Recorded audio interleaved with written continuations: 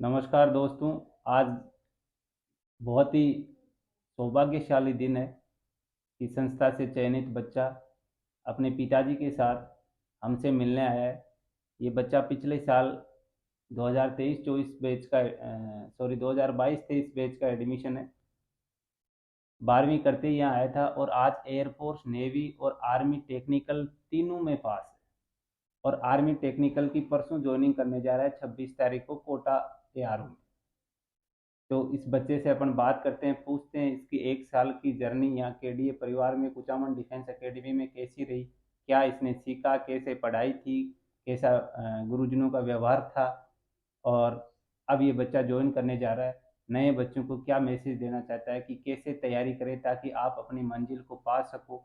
टूटना नहीं है, सब्र रखना है। अगर टिक के रहते हो 4, 6, 12 महीने तो सफलता आपको ज़रूर मिलेगी।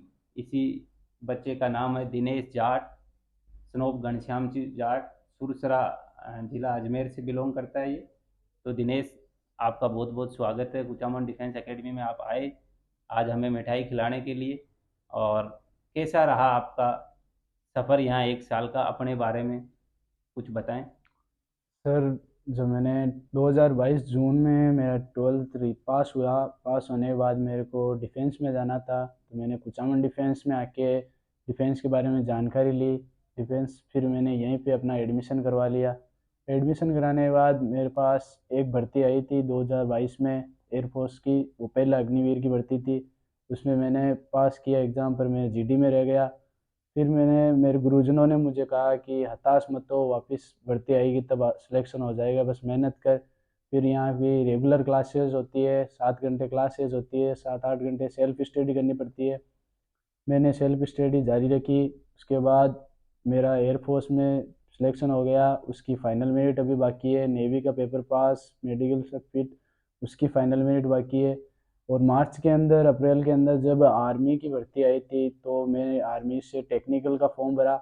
टेक्निकल में मैं फिट हो गया और रनिंग वगैरह क्लियर कर ली, मेडिकल फिट।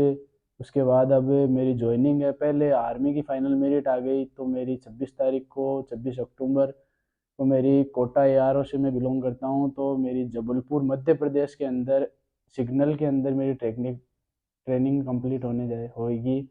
और मैं अपने गुरुजनों का आभार व्यक्त करता हूँ कि उन्होंने मेरे को अच्छी गाइडलाइन दी। बस। तो ये आप चार बच्चे अपने साथ के, आप एक ग्रुप के चार बच्चे अभी ज्वाइन करने जा रहे हो यस सर। 26 तारीख को आर्मी टेक्निकल। आप एयरफोर्स नेवी की तैयारी करने आए थे।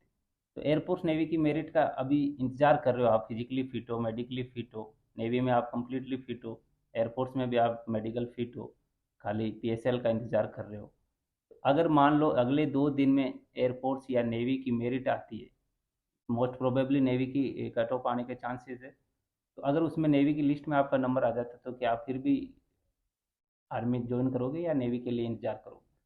सर, ज्वाइनिंग तो अब मैं आर्मी ही लूँगा, क्योंकि इसके अंदर मेरे डॉक्यूमेंट वगैरह सब वहाँ पे एआरओ में जमा हो गए अच्छा, हैं। आपने सब सबमिट करा हाँ, दिए वहाँ सबमिट करा दिए हैं। पे। और मेरा ज्वाइनिंग लेटर आ गया है, तो वहाँ पे मेरे को रिपोर्ट करना पड़ेगा, वरना फिर वो डॉक्यूमेंट वापस लाने में टाइम लगेगा। और नेवी में भी डॉक्यूमेंट वगैरह जमा कराने पड़ेंगे, इसलिए। तो आपका ये कौन सा अटेम्प्ट था? एक साल में आपने 4 पेपर दिए या 5 पेपर दिए? सर, एक साल में 4 पेपर दिए। एक पेपर के अंदर मैं आउट हुआ था, बाकी तीनों पेपर क्लियर है। अच्छा, एक पेपर अटेम्प्ट था, उसमें भी आप एयरफोर्स पास थे पर जीडी आउट हो गए थे, यस सर। एयरफोर्स जीडी में रह गए थे।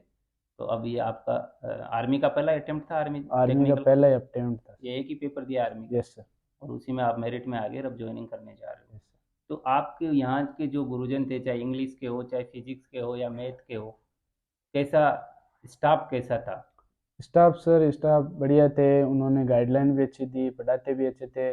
फिर मैं एयरफोर्स की जो तैयारी करता था, तो आर्मी टेक्निकल का पेपर तो मेरे से ऐसे पास हो गया।